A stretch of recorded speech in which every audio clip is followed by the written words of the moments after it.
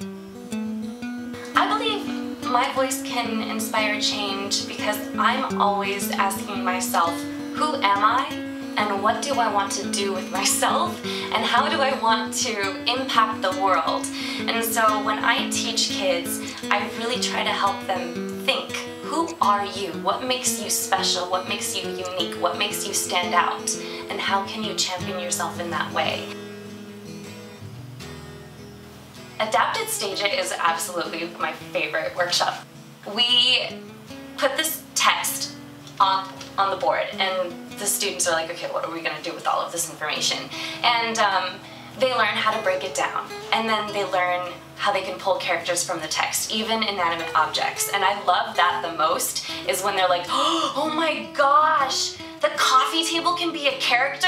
And then they think, what is that point of view? Like, what is a coffee table's point of view? And how is that coffee table feeling? And they learn that anything can have an emotion and anything can be brought to life. Book It brings this awesome approach to analyzing text and breaking it down and getting kids to relate in ways that I think is unusual but super fun.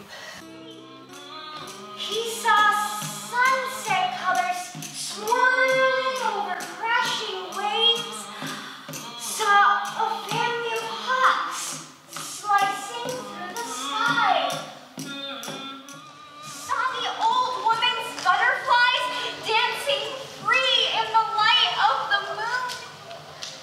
CJ's chest grew full, and he was lost in the sound, and the sound gave him the feeling of magic. Bringing books to life is really important to me. When I was younger, my family didn't read a lot to us because dyslexia ran really strong, and my father, I could tell he would shy away from picking up a book and reading it to us because he was afraid he might embarrass himself because he had a hard time reading.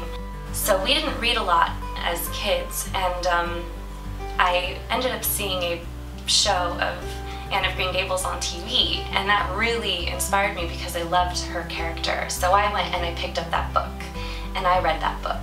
And I realized that when we read books, we are exposed to worlds and characters and circumstances that can empower us, and we can learn from them, and we can grow, and we can go places that we don't usually get to go.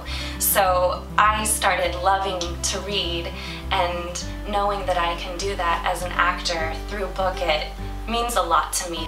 A couple years ago, when I was doing La Mariposa with the cast, we went out to Yakima, and there are a lot of Latinos out in Yakima, and the story of La Mariposa is about this young boy named Francisco, and he immigrates from Mexico to the United States with his parents, and he goes to his first day of school and he doesn't know any English.